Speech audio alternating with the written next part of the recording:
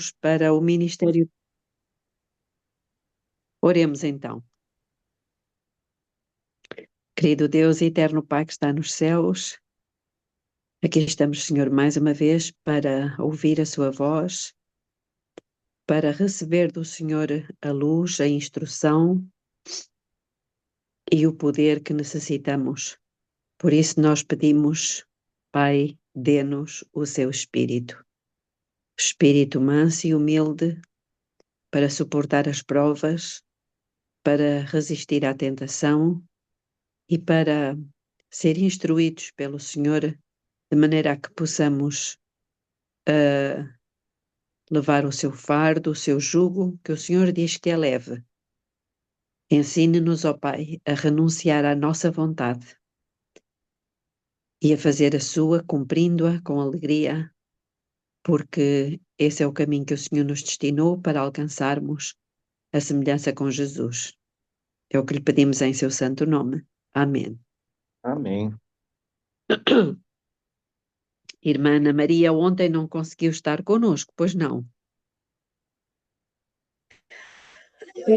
Bom dia. Eu entrei um pouco e a minha internet estava muito ruim, né? Mas eu assisti aquele vídeo que foi colocado, eu enviei para a minha família, enviei para alguns amigos, porque achei muito interessante. Ali explica muito bem. Só não entende aqueles que o Senhor Jesus Cristo não quiser que entendam. A irmã está a falar de qual vídeo? É daquele que vocês estavam comentando aí, que Do Alfa e do Ômega. foi dublado. O Alfa e o Isso Ômega. mesmo. Nossa, Ok. ali, eu falei assim, meu pai, quem não entender, porque o Senhor não quer que ele entenda mesmo. Uhum. É isso. Então, vamos avançar para o estudo do Primeiros Escritos, página 158, o Ministério de Cristo. Depois que Satanás terminara as suas tentações, afastara-se de Jesus por algum tempo e os anjos lhe prepararam alimento no deserto e o fortaleceram. E a bênção do seu pai repousou sobre ele. Satanás fracassara em suas mais atrozes tentações, contudo, aguardava o período do ministério de Jesus, em que deveria, em diferentes ocasiões, experimentar a sua astúcia contra ele. Esperava também prevalecer contra ele, estimulando aqueles que não receberiam a Jesus a odiá-lo e procurar destruí-lo. Satanás realizou um conselho especial com os seus anjos. Estavam desapontados e enraivecidos de que em nada tivessem prevalecido contra o Filho de Deus. Vejam os sentimentos aqui. Desapontados, enraivecidos, resolveram ser mais astuciosos e empregar o mais que fosse possível o seu poder, a fim de inspirar incredulidade, isto é algo importante, no espírito dos da sua própria nação, quanto a ser ele o Salvador do mundo, e desta maneira desanimar a Jesus em sua missão. Já repararam qual era o objetivo deles? É o que ele está fazendo hoje, né? É, exatamente. Desanimar a Jesus na sua missão, fazendo isso de que forma? Inspirando os outros com incredulidade. Por mais exatos que pudessem ser os judeus em suas cerimônias e sacrifícios, se fossem conservados com os olhos fechados quanto às profecias e levados a crer que o Messias deveria aparecer como um poderoso rei mundano, poderiam eles ser conduzidos a desprezar e rejeitar a Jesus. Foi-me mostrado que Satanás e seus anjos estiveram muito ocupados durante o ministério de Cristo, inspirando aos homens incredulidade, ódio e escárnio. Portanto, este foi o grande propósito. Inspirando os homens incredulidade, ódio e escárnio. Muitas vezes, quando Jesus proferia alguma verdade incisiva, reprovando os seus pecados, o povo se tornava enraivecido. Satanás e seus anjos compeliam-nos a tirarem a vida do Filho de Deus. Mais de uma vez apanharam pedras para atirar-lhe, porém anjos celestiais o guardavam e o afastaram da multidão irada para um lugar de segurança. Outra vez, quando as claras verdades caíam dos seus santos lábios, a multidão lançou mão dele e o levou ao cimo de uma colina com o intuito de o lançar abaixo. Surgiu entre eles uma contenda quanto ao que deveriam fazer com ele, quando de novo os anjos o ocultaram às vistas da multidão e Jesus, passando pelo meio, retirou-se. Satanás esperava que o grande plano da salvação fracassasse. Exerceu todo o seu poder para endurecer os corações do povo e tornar hostis os seus sentimentos contra Jesus.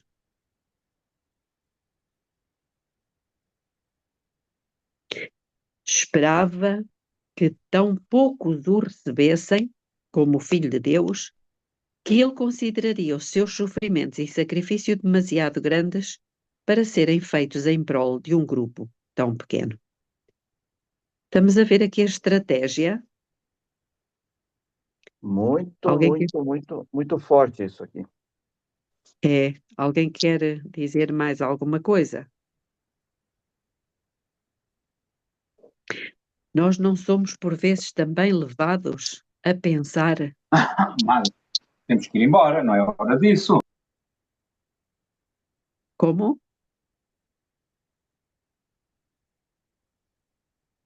A pensar que somos tão poucos? Será que nós é que estamos enganados? Mas se tivesse havido apenas 2 pessoas que aceitassem a Jesus como o Filho de Deus e nele crescem para a salvação das suas almas, ele teria levado a efeito o plano. Apenas 2 pessoas. Jesus teria vindo. Jesus iniciou a sua obra quebrando o poder de Satanás sobre os que sofriam. É isto que diz a Bíblia quando diz: ele veio para desfazer as obras do diabo. 1 João capítulo 3, verso 8. Obrigada. Restabeleceu os doentes à saúde. Deu vista aos cegos e curou os coxos, fazendo-os saltar de alegria e glorificar a Deus. Restabeleceu à saúde os que tinham sido enfermos e por muitos anos presos pelo poder cruel de Satanás. Com palavras cheias de graça, consolava os fracos, os receosos, os desanimados. Aos fracos e sofredores a quem Satanás retinha com triunfo, Jesus arrancou das suas garras, dando-lhes vigor de corpo e grande alegria e felicidade. Ressuscitou os mortos à vida e estes glorificaram a Deus pela poderosa manifestação do seu poder. De maneira poderosa, operou por todos os que nele criam. A vida de Cristo estava repleta de palavras e atos de benevolência, simpatia e amor. Bem diferente daquilo que Satanás tinha inspirado os homens. Ele estava sempre atento para escutar e aliviar as misérias daqueles que a ele vinham. Em seus corpos restaurados à saúde, multidões levavam a prova do seu poder divino. Contudo, depois que a obra fora cumprida, muitos se envergonhavam do humilde, mas poderoso ensinador. Porque os príncipes não crescem em Jesus, o povo não estava disposto a aceitá-lo. Ele foi um homem de dores e familiarizado com trabalhos. Não podiam suportar o serem governados por sua vida sóbria e abnegada. Desejavam gozar da honra que o mundo confere. Todavia, muitos seguiam o Filho de Deus e escutavam as suas instruções, banqueteando-se com as palavras que tão graciosamente caíam dos seus lábios. Suas palavras eram repletas de significação e, contudo, tão claras que os mais ignorantes as poderiam compreender. Satanás e seus anjos cegaram os olhos e obscureceram o entendimento dos judeus e instigaram os principais do povo e os governadores para tirarem a vida do Salvador. Vejam o que é que o inimigo consegue fazer. Cegar os olhos, obscurecer o entendimento e levar as pessoas a preparar a morte de outros. Enviaram-se oficiais a fim de lhes levarem a Jesus. Ao chegarem, porém, perto de onde ele se achava, ficaram grandemente estupefactos. Viram-no cheio de simpatia e compaixão ao testemunhar ele as desgraças humanas. O espírito é bem diferente, não é? Completamente. E é este espírito que Deus nos diz que devemos ter. Ouviram-no falar com amor e ternura aos fracos e aflitos, animando-os. Ouviram-no também com voz de autoridade repreender o poder de Satanás e libertar os seus cativos. Ouviram as palavras de sabedoria que caíam dos seus lábios e deixaram-se cativar por elas. Não puderam lançar mão dele. Voltaram aos sacerdotes e anciãos sem Jesus. Quando interrogados, por que não o trouxestes? Relataram o que haviam testemunhado dos seus milagres e as santas palavras de sabedoria, amor e conhecimento que tinham ouvido, e disseram: jamais alguém falou como este homem. Os principais dos sacerdotes os acusaram de ser também enganados e alguns dos oficiais ficaram envergonhados de o não haverem prendido.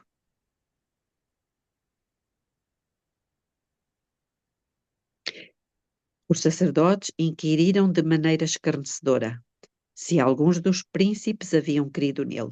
Muitos dos magistrados e anciãos creram em Jesus, mas Satanás os impediu de o confessar. Temiam o opróbrio do povo mais do que temiam a Deus. Isto também vai acontecer. Até aí, a astúcia e ódio de Satanás não tinham destruído o plano da salvação. O tempo para o cumprimento do objetivo pelo qual Jesus veio ao mundo estava se aproximando. Satanás e seus anjos consultaram-se e decidiram inspirar a própria nação de Cristo a clamar avidamente por seu sangue e acumular sobre ele crueldade e escárnio. Esperavam que Jesus se ressentisse. Uau, está aqui outra palavra importante.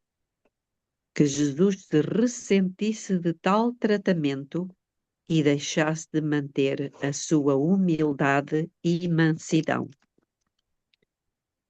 A mesma coisa vai acontecer conosco. Satanás espera que nós nos ressintamos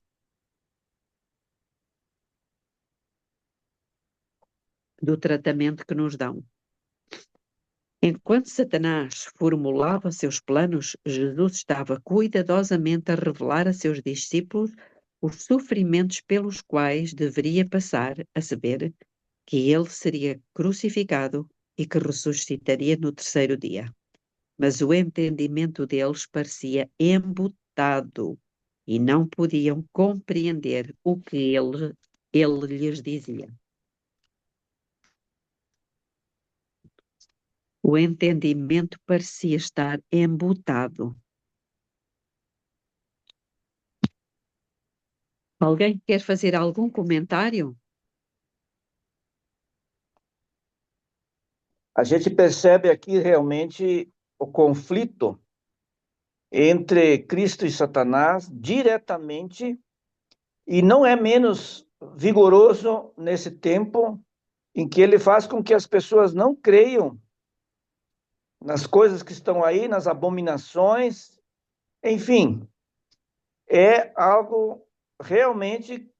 Ainda bem que nós estamos no fim e que a coisa vai se achegar em um ponto final, porque é triste ver o mundo carregado de coisas assim.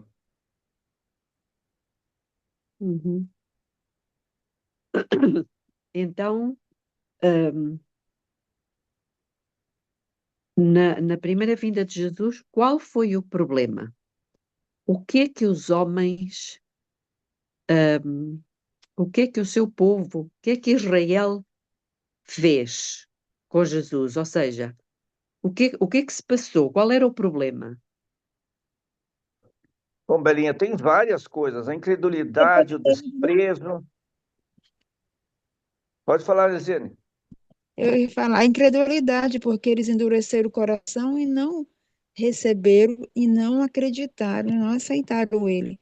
Agora, hoje, nossa época também, a incredulidade predomina, Uhum. porque Não aceitaram ele como?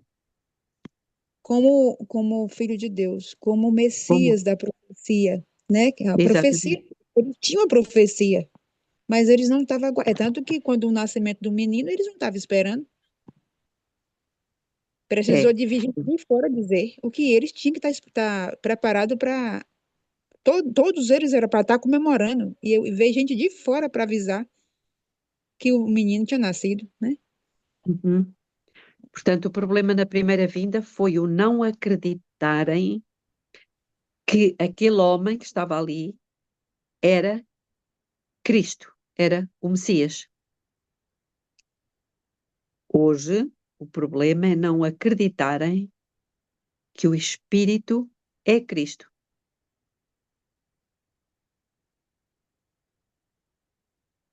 A rejeição que fizeram de Cristo físico, E estão que ele é fazendo o Filho de agora. Deus.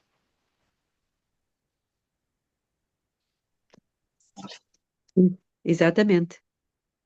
A rejeição física agora E é a agora é rejeição espiritual. espiritual, exatamente. E sem Cristo E não Belinha, existe. Sim, diz Vera. também o rejeito como filho de Deus. Não creem que ele é o Filho de Deus. Não creem? Belinha, ontem, Que ele é o Filho de Deus. ontem a gente ouviu um dos anciãos daqueles dois que foram conosco no batismo lá na Geórgia ter um embate com um dos pastores, e um dos pastores disse o seguinte, que o fato da Bíblia dizer que Cristo é o Filho de Deus é uma expressão metafórica, que isso não é real, que isso é apenas uma ilustração, que Cristo sempre foi com Deus desde a eternidade, o Espírito Santo também. É algo assim impressionante essa questão. É triste até de ouvir. Quanto mais Uhum. Deus é algo assim muito feliz e muito triste. Uhum. São os iluminados, não é? Agora vamos ler aqui a transfiguração. A fé dos discípulos ficou grandemente fortalecida na transfiguração. quando lhes foi permitido contemplar a glória de Cristo e ouvir a voz do céu testificando do seu caráter divino. Deus desejou dar aos seguidores de Jesus forte prova de que ele era o prometido Messias, a fim de que, em seu amargo desapontamento e tristeza, quando da crucifixão, não perdessem por completo a sua confiança. Por ocasião da transfiguração, o Senhor enviou Moisés e Elias para falarem com Jesus sobre os sofrimentos de Cristo, não é? Sobre os seus sofrimentos e morte. Em vez de escolher anjos para falar com o seu filho, Deus escolheu os que tinham por si mesmos experimentado as provações da terra. Elias havia andado com Deus. A sua obra tinha sido penosa e probante, pois o Senhor, por intermédio dele, havia reprovado os pecados de Israel. Elias fora um profeta de Deus, todavia, vira-se compelido a fugir de um lugar para outro a fim de salvar a vida. Então não é errado nós irmos de um lugar para outro para salvar a vida. A sua própria nação caçara-o como um animal feroz, a fim de destruí-lo. Nós aqui percebemos novamente o espírito que move cada um deles. Belinha, só para completar esse raciocínio que tu fizeste aí do Elias indo para um lugar ou para o outro, a própria Bíblia diz que quando vos perseguirem, vão para uma cidade, depois vão para outra, e não chegarão à última sem que as coisas tenham um desfecho correto. Sim, sim, sim. Obrigada. Mas Deus trasladara Elias. Anjos levaram-no para o céu em glória e triunfo. Moisés foi maior do que qualquer que havia vivido antes dele. Foi altamente honrado por Deus, tendo tido o privilégio de falar com o Senhor face a face, como um homem fala a seu amigo. Foi-lhe permitido ver a luz resplandecente e excelente glória que rodeava o Pai. Ele viu a glória que rodeava o Pai. Isto é importante.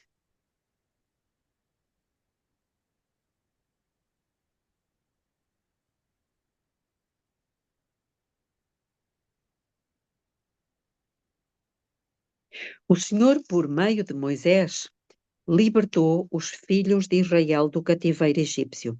Moisés foi um mediador para o seu povo, ficando muitas vezes entre eles e a ira de Deus.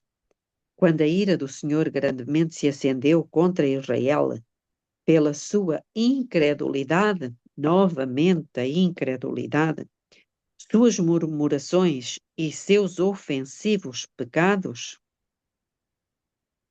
o amor de Moisés por eles foi provado. Deus se propusera destruí-los e fazer dele uma poderosa nação. Moisés mostrou o seu amor para com Israel, por meio do fervoroso rogo que fez em favor deles. Em sua angústia, orou a Deus para que se desviasse a sua ardente ira e perdoasse a Israel, ou apagasse o seu próprio nome do seu livro. Quando Israel murmurou contra Deus e contra Moisés, porque não podiam obter água, acusaram-no de os conduzir para fora daquela terra a fim de os matar e a seus filhos. Deus ouviu as suas murmurações e mandou que Moisés falasse à rocha para que o povo tivesse água. Moisés feriu a rocha com ira e tomou a glória para si mesmo. Os contínuos transvios e murmurações dos filhos de Israel haviam-lhe causado a mais profunda tristeza e por um pouco de tempo se esquecera de quanto o Senhor os suportara, que a sua murmuração não era contra ele, mas contra Deus. Pensou unicamente em si. Quão profundamente fora maltratado e quão pouca gratidão manifestavam em troca do seu estranhado amor para com eles. E nós somos tentados a pensar assim também. Já pensamos. É. Era o plano de Deus trazer seu povo muitas vezes em situações difíceis e então, em sua necessidade, livrá-los pelo seu poder para que pudessem compenetrar-se do seu amor e cuidado para com eles e assim ser levados a servi-lo e honrá-lo. Mas Moisés deixou de honrar a Deus e engrandecer o seu nome perante o povo para que o glorificassem. Com isto, trouxe sobre si o desagrado do Senhor. Quando Moisés desceu do monte com as 2 tábuas de pedra e viu Israel adorando o bezerro de ouro, a sua ira acendeu-se grandemente e arremessou as tábuas de pedra quebrando-as. Moisés não pecou com isto. Irou-se em favor de Deus, cioso da sua glória. Quando, porém, se rendeu aos sentimentos naturais do seu coração e tomou para si a honra que era devida a Deus, pecou. E por causa daquele pecado, Deus não lhe permitiria entrar na terra de Canaã. Satanás tinha estado a procurar algo com que acusar Moisés perante os anjos. Exultou com o seu êxito em levá-lo a desagradar a Deus e disse aos anjos que ele poderia vencer ao Salvador do mundo quando este viesse para remir o homem. Pela sua transgressão, Moisés veio a ficar sob o poder de Satanás, o domínio da morte. Tivesse ele permanecido firme, e o Senhor o teria levado à terra prometida e o teria então trasladado para o céu sem ver a morte. Moisés passou pela morte, mas Cristo desceu e lhe deu vida antes que o seu corpo visse a corrupção. Então foi logo depois. Não demorou muito. Satanás procurou reter o corpo, pretendendo-o como seu. Mas Miguel ressuscitou Moisés e levou-o ao céu. Satanás maldisse amargamente a Deus, acusando-o de injusto por permitir que a sua presa lhe fosse tirada. Que horror!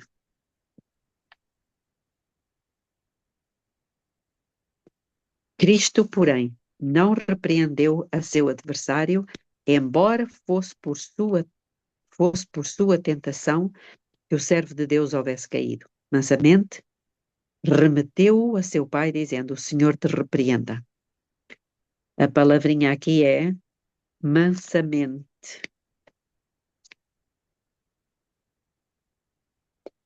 Jesus tinha dito a seus discípulos que alguns havia com ele, que não provariam a morte antes que vissem o reino de Deus vir com poder. Na transfiguração, esta promessa se cumpriu. Então, eles viram a vinda de Jesus ou não viram? Viram. Transformou-se ali o rosto de Jesus e resplandeceu como o sol. Suas vestes se tornaram brancas e luzentes. Moisés estava presente para representar os que serão ressuscitados dentre os mortos por ocasião do segundo aparecimento de Jesus. E Elias, que fora trasladado sem ver a morte, representava os que serão transformados à imortalidade por ocasião da segunda vinda de Cristo e serão trasladados para o céu sem ver a morte. Os discípulos contemplaram com temor e espanto a excelente majestade de Jesus e a nuvem que os cobriu, e a majestade de Jesus e a nuvem que os cobriu, e ouviram a voz de Deus com terrível majestade, dizendo: este é o meu filho, o meu eleito, a ele ouvi. Então, estamos todos a entender quando Jesus disse. Já agora vamos abrir aqui as nossas Bíblias em Mateus 17. Eu acho que já falámos sobre isto, mas vamos voltar a falar. Aliás, Mateus 16, 27 e 28. Alguém quer ler? Porque o Filho do Homem há de vir na glória de seu Pai com os seus anjos, e então retribuirá a cada um conforme as suas obras. Em verdade vos digo que alguns há dos que aqui se encontram que de maneira alguma passarão pela morte, até que vejam o Filho do Homem no seu reino. Muito bem. Portanto, Jesus estava aqui a falar de quê? Da sua vinda. Da segunda vinda. Mas depois, ele está a dizer, não é, que alguns dos que estavam ali com ele não iriam morrer sem verem a sua vinda. Mas eles já morreram e não viram a sua vinda. Ou viram? Não. Não viram? Claro que não. Então Jesus não estava a mentir. Porque João, ele contemplou, né?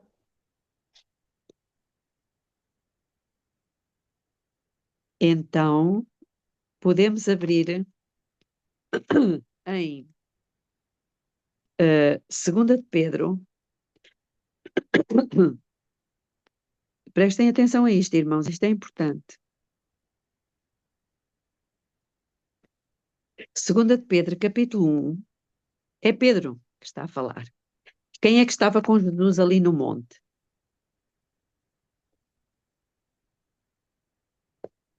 Moisés e Elias, Pedro, Tiago e João. Sim, e Pedro, Tiago e João, Pedro, Tiago e João. Nós já vamos ver isso. Então, será que o Pedro, o Tiago e o João viram a vinda de Jesus? Então diz assim Pedro, capítulo 1, versículo 15. Estão todos? Sim, Não, sim, só ouço mas de, a Dani. mas de minha parte, esforcei-me diligentemente por fazer que, a que todo tempo, mesmo depois da minha partida, conserveis lembranças de tudo. Verso Estás a 16. ler aonde? Ah, ok. Sim. Verso 16. Porque não vos demos a conhecer o poder e a vinda de nosso Senhor Jesus Cristo, segundo fábulas, engenhosamente inventadas, mas nós mesmos fomos testemunhas oculares de sua majestade. 17. Pois ele recebeu da parte de Deus, Pai, honra, glória, quando pela glória excelsa lhe foi enviado a seguinte voz: Este é meu filho amado em quem me comprazo. Ora, esta voz vinda do céu, nós a ouvimos quando estávamos com ele no Monte Santo. Muito bem. Eu vou ler só na minha tradução o versículo 16. Irmãos, estão todos a prestar atenção, digam-me só. Sim, Belinha, estamos. Eu só não sei em que livro é que vocês estão a ler. Eu já perguntei pelo chat, mas ninguém respondeu. Estamos na segunda epístola de Pedro, capítulo 1. Agora, mas aquilo que estavam a ler o livro antes, eu não Primeiros percebi. escritos. Ok, obrigada. Então, olhem o que Pedro diz aqui no versículo 16. Porque não seguimos fábulas engenhosas quando vos fizemos conhecer o poder e a vinda do nosso Senhor Jesus Cristo, pois nós fôramos testemunhas oculares da sua majestade. O que é uma testemunha ocular? É aquela que Viu? Pessoalmente. viu, exatamente, e mais, não só viu, mas ouviu. No versículo 18, e essa voz dirigida do céu, ouvimos-la nós mesmos, estando com ele no monte santo. Qual monte? O monte da transfiguração. Então, o que é que eles viram lá no monte da transfiguração? A glória, a majestade de Cristo, né, que vai ser na Sim, vinda. exatamente. Eles viram uma miniatura, ela não é no Desejo de Todas as Nações, ela fala que é uma miniatura, Uma amostra. uma amostra da vinda de Jesus. Eles viram o rosto e o corpo de Jesus como ele é quando vier, e viram o representante dos que já morreram e daqueles que vão para o céu sem ver a morte. Portanto, eles viram, tal e qual como Jesus tinha dito. Em verdade vos digo, alguns dos que aqui estão, que foi Pedro, Tiago e João, de modo algum provarão a morte até que vejam vir o Filho do Homem no seu reino. E Lucas, no capítulo 9, ele tem uma palavra muito importante. Já lá vamos, a Lucas 9. Mas quando estávamos a ler aqui em 2 de Pedro, versículo 17, ele diz: porquanto ele recebeu de Deus Pai honra e glória. Então ele está a falar da glória. E Lucas, falando do mesmo acontecimento, no capítulo 9, vamos lá para Lucas, capítulo 9, versículo 32, ele diz assim: ora Pedro e os que estavam com ele se haviam deixado vencer pelo sono. Despertando, porém, viram o quê? A sua glória. A mesma glória que Jesus tem, ou vai ter, quando vier em glória. Amém. Estão a entender o que é que está-se a passar aqui? Por isso Jesus não mentiu quando disse: alguns dos que aqui estão, de modo algum provarão a morte, até que vejam vir o Filho do Homem no seu reino, ou seja, na sua glória. E eles viram. Agora, o que é interessante é que é o que vem no capítulo 17 de Mateus, versículo 1.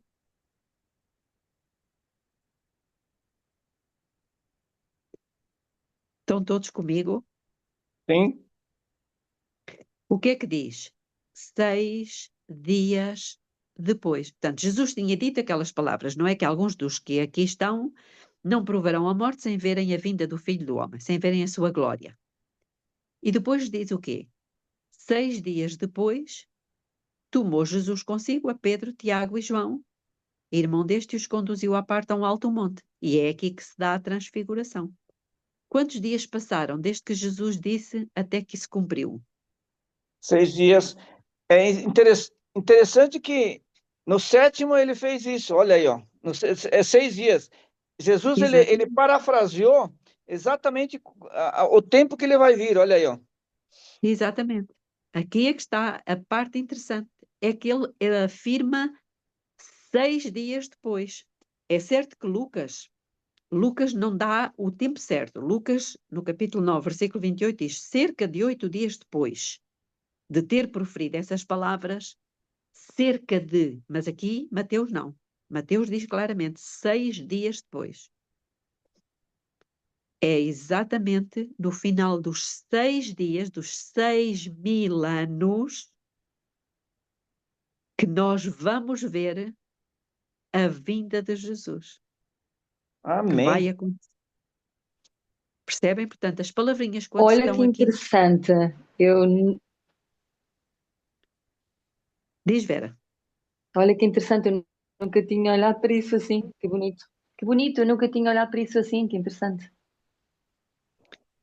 É, exatamente. E Ellen White, ela diz que essa transfiguração foi precisamente uma miniatura, foi a vinda de Jesus em miniatura. Portanto, nós aí temos mais uma prova de que ao fim dos 6.000 anos, Jesus virá. Alguém quer fazer mais algum comentário?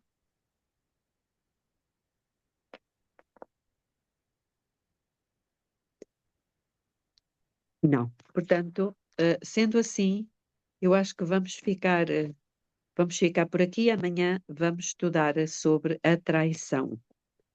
Também é muito importante. Reparem que nós estamos a ver aqui cenas da vida de Jesus, não é? Começamos pelo plano da salvação, que aconteceu no céu. Depois passamos para o primeiro advento de Cristo, não é? O batismo dele, o ministério dele, e hoje vimos a transfiguração. Isto porque nós vamos chegar a um momento, portanto, nós estamos a avançar na história. Amanhã, se Deus quiser, vamos estudar sobre a traição. Oremos. Querido Deus, eterno Pai que está nos céus, o Senhor deixou um tesouro aqui nas Sagradas Escrituras. E um tesouro para o qual nós, por vezes, prestamos pouca atenção. E pedimos perdão, Senhor, porque todas as palavrinhas são importantes. O Senhor ainda nos deu mais, ainda nos deu o espírito da profecia, que nos explica detalhadamente todas estas coisas. É o dicionário. Não temos razão nenhuma para não conhecer. Só pedimos perdão ao Senhor porque temos desperdiçado muito tempo da nossa vida em coisas que não são importantes, mas pedimos que o Senhor venha em nosso auxílio e nos ajude a dedicar mais tempo à sua palavra e a estar bem atentos às suas admoestações, aos seus ensinos, e que esses ensinos e essa palavra venham operar em nós a transformação tão desejada e tão ansiada por todos nós. Dê-nos um bom dia na sua companhia, em nome de Jesus. Amém. Amém.